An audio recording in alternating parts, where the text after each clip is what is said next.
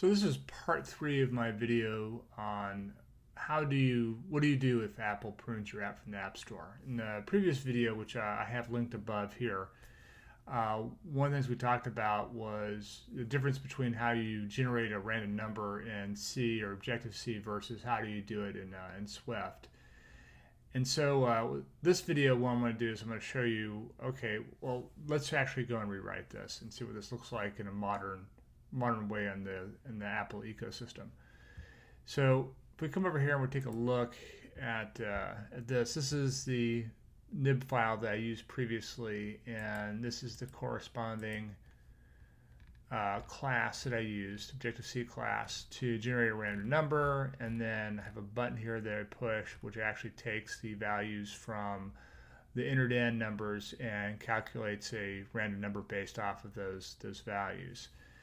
So let's go ahead and rewrite this, and what I'm going to do is I've went ahead and scaffolded out this application here that is using SwiftUI. So we're going to do this in Swift. We're going to use SwiftUI, the newest framework.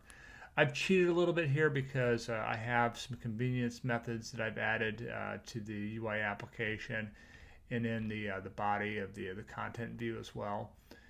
And I also have some assets and stuff that I've added in here as well that we'll be able to take advantage of.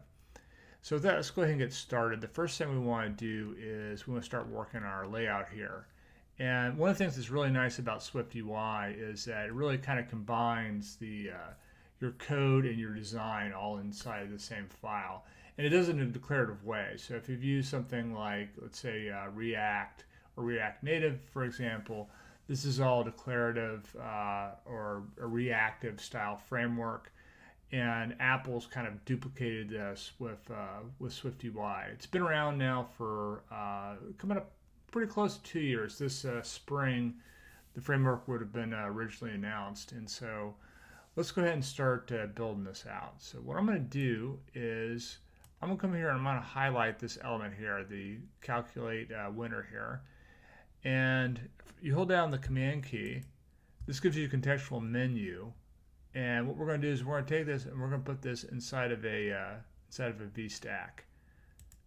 And what this allows us to do is we can come over here and we can take as many items as we want, and we can make these just stack on top of each other vertically.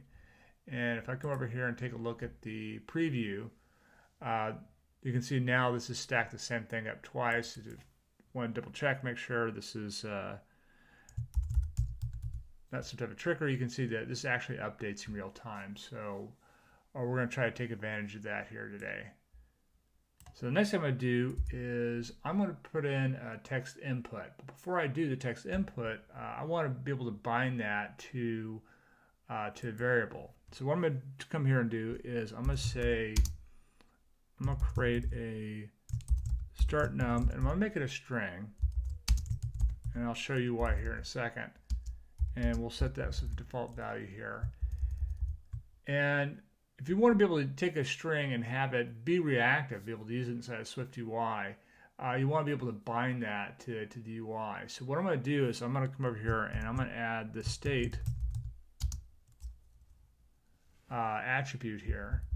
And now if I come in here and I create a text field, I'm going to say this is going to be my start number. And now I can specify the text that we're using here. And I'm going to come over here and I'm going to say start number string. This will be my text. And we should get an error here. And the reason why is because it doesn't have a way of being able to bind this. So the way that you'd bind this back to the variable, or to the property in this case, is you can use a $sign. And now we've bound that back. So if I come over here, resume this, we can see now we have this number here. And I'm gonna go ahead and I'm gonna start cleaning this up a little bit because I want to make sure that this looks nice. So under the text, I'm gonna specify a different font, and there's some predefined enumerated values here you can use here. So I'm gonna just say I want to use a large title for this one.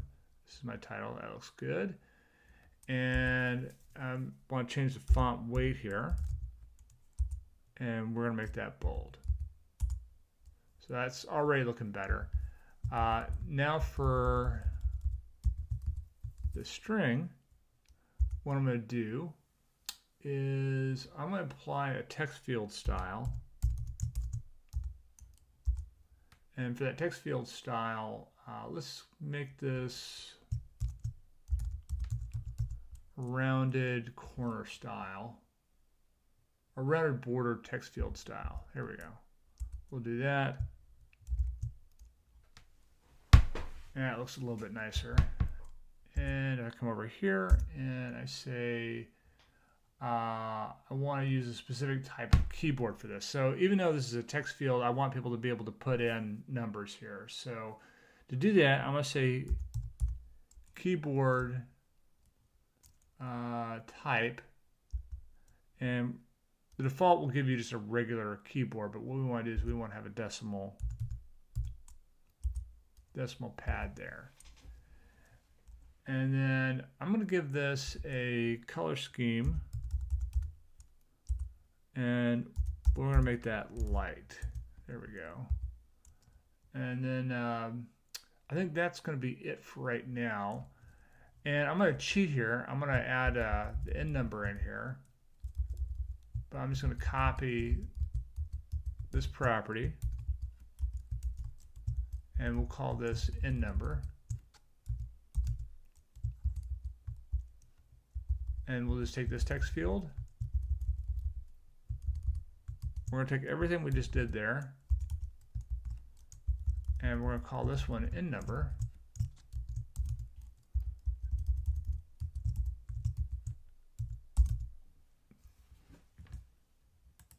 And now if we come over here and resume that, now we've got our start number, we've got our end number right here. And then the last thing I want to do here is I want to create a button underneath that. So I'm going to come over here and we're going to create a button. And in that button, it's going to look for an action and a label.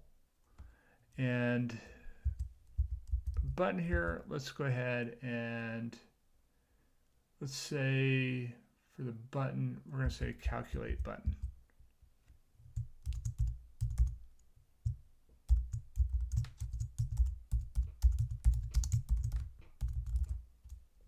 All right, and we want to clean this up a little bit. We want to make that a little bit bigger, so I'm going to format that and let's make this a title.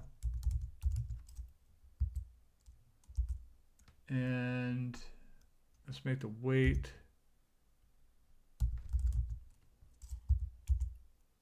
we'll go semi-bold for the weight. All right, that's already looking a little bit better. And we're going to change the foreground color. We're going to make that white. And let's see here. The last thing here we're going to do is we're going to give this a leading alignment. So let's go over here and make that multi-line text alignment and make that leading. There we go. So that's already looking a little bit better. The last thing I'm going to do here is I'm going to add a background color. So we're going to say background.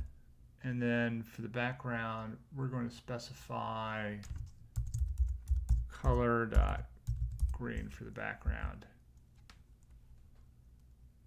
There we go. But we just did that in the wrong place.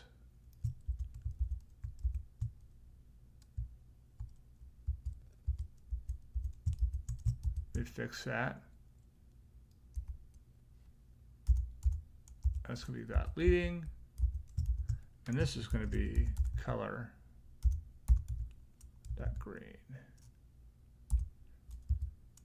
All right, so that's already looking a little bit better. I'm probably going to give that a radius here. So we'll just come over here and we'll give this a corner radius. And we'll make that 8. And I think that looks a little bit better.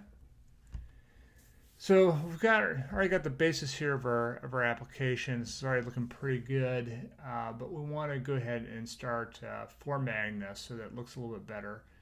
So what I'm going to go ahead and do here is at the end of this VStack, I am going to give this a padding.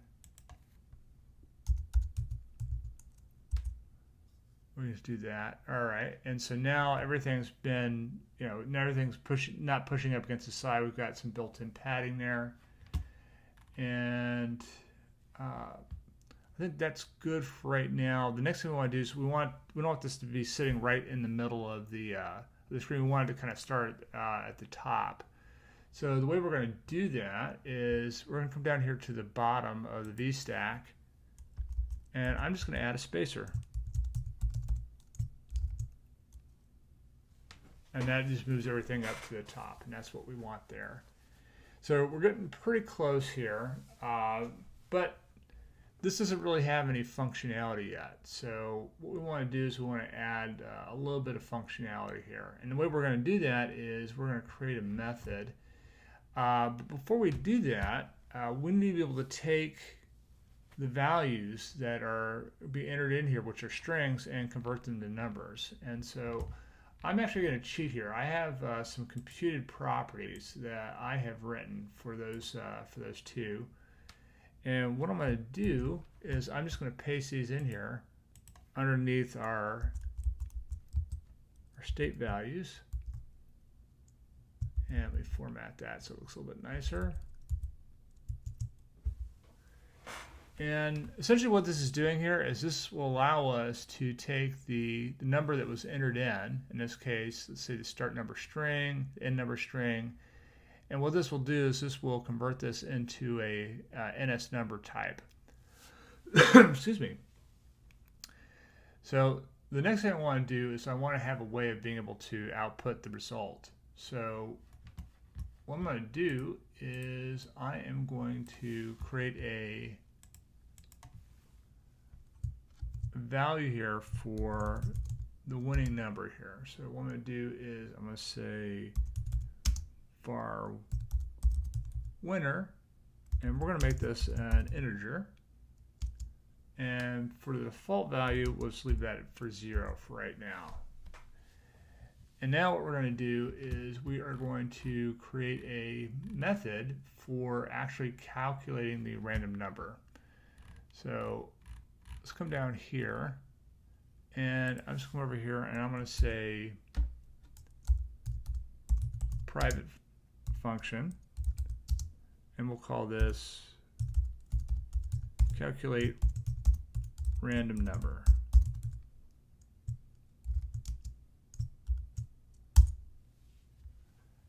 And now that we have that, I'm just going to come over here to our action here for the button, and I'm going to tell it every time that somebody presses down on this button here, it's going to run this method here. So we've got our method right here. So the first thing we want to do is we want to be able to create the values that we're going to use for generating that random number. So once again, we're going to have a range for doing that. So I'm going to come over here, I'm going to say let start equal to, and in this case, we're going to create an int, and we're going to truncate that to, in this case, this is looking for an NS number. So we have the computer property that we wrote up above, which is going to be the start number. So I'll just say start number. Now we have that value. And we'll do the same thing for the end. Truncating and end number.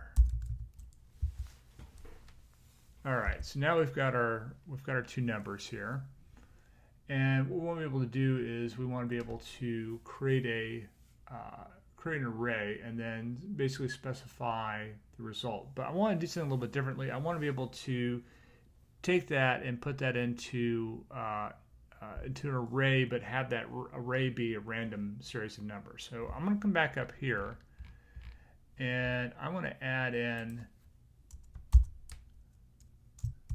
new state property, And we're going to call this rand array. And we are going to make this an array of integers. So over here, this is how you do that in Swift. And I don't have anything yet, so I'm just going to leave that as an empty array. And that's how we'll start that. So down here in this function here, the first thing I want to do is I want to test to make sure that that we actually have a count of 0. So I'm going to come over here and I'm going to say if rand array, and we're going to do a count on that, and if it is equal to 0, then what we're going to do is we're going to set this random array equal to an array, and we're going to go from the start to the end, these values that we've calculated. One additional period more than I needed. So now that we have that, the next thing we want to do is we want to come over here and we want to shuffle that. So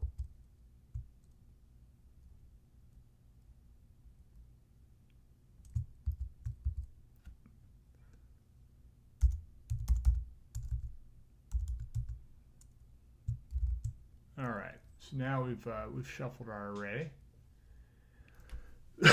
And let's make sure that we specify a number there. There we go.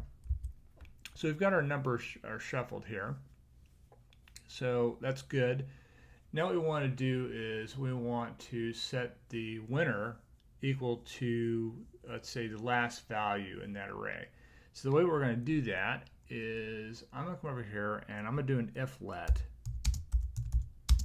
And we're going to say the result is going to be equal to the random array dot pop last.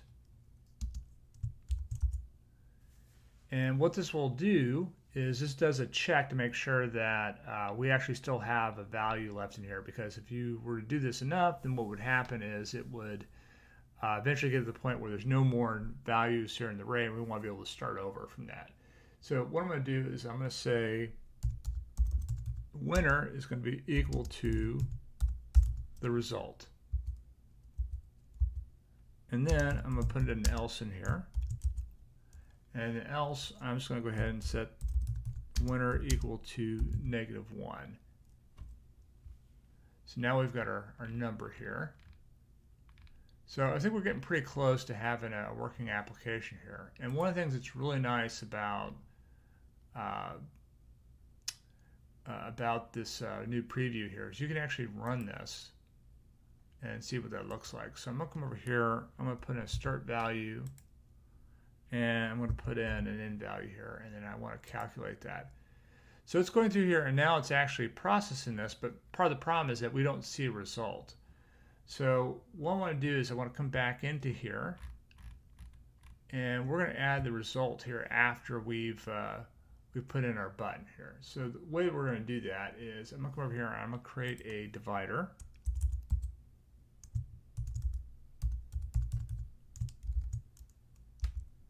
And you can see it adds that little line right there. And I'm just going to put in an if check in here. So I'm going to say if the random array is greater than 0, or I should say the count is greater than 0.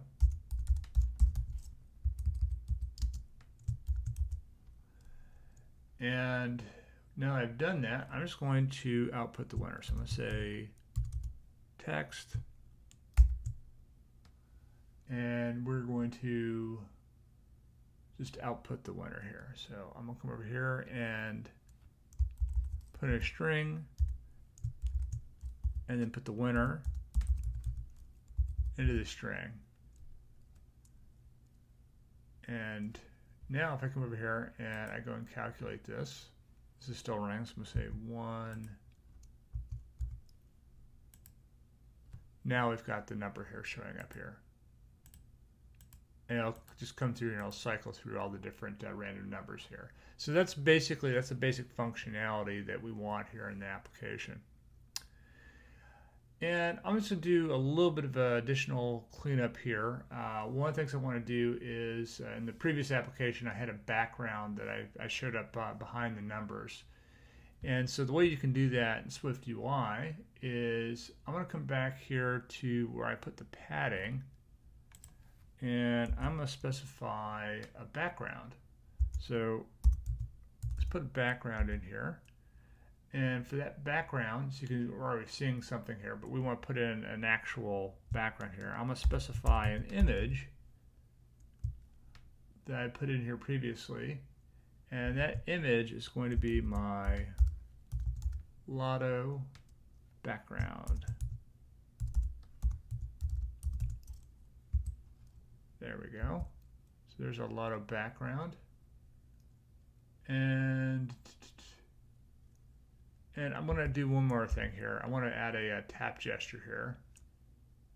So we're going to say on tap gesture. And this is just taking, you can see this is a closure expression here. And what I'm going to do is I'm going to say self.endEditing, which is, this is that function I added in here.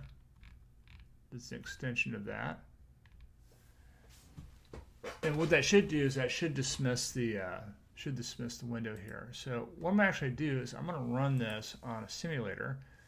So let's do an iPhone 12 Pro Max and run that.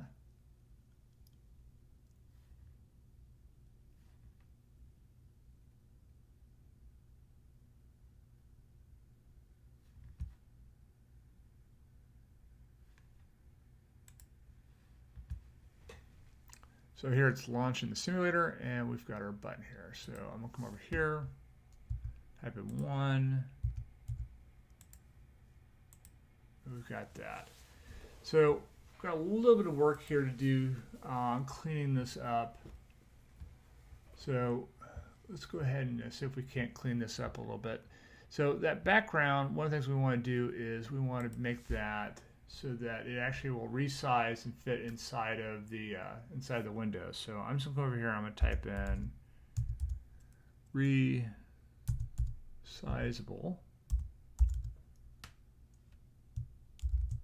and then we're going to do scale to fill.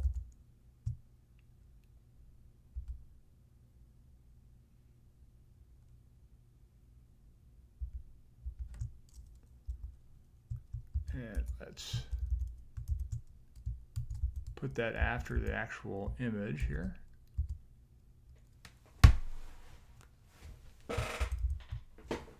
And I think for resizable, I misspelled that. So let's resume that, see what that looks like.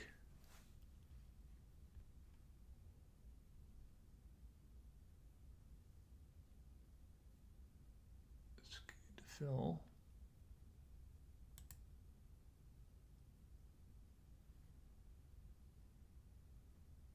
I think that's scale to fill. There we go. And let's try that again. Boom. There we go. We've got a much better looking here thing here. So if I come over here and run this again,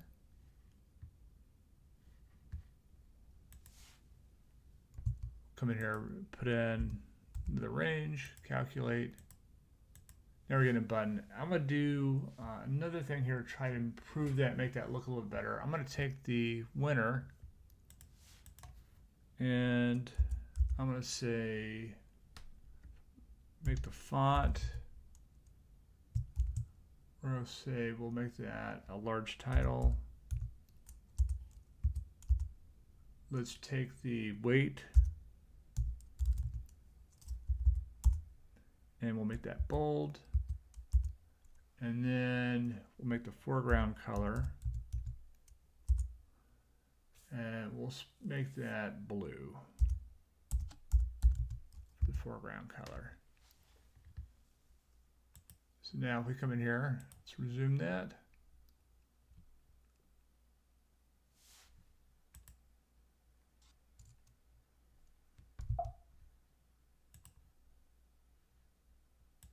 All right, 1, we'll say 23, calculate.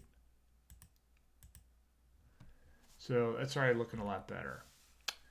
So there's actually a couple other things here that we could do with this to make it a little bit nicer. I'm not going to bore you with some of the details and stuff like that, but the key thing here is that we're able to kind of reproduce very quickly and with actually a lot less code. The same application using SwiftUI that I'd originally written about 11 years ago using Objective-C. So if you'd like to see more videos like this, please subscribe to the channel. If you like this video, give it a thumbs up. If you don't like it, you can give it a thumbs down, but give it a thumbs up. And I'll make more videos like this. Have a nice evening.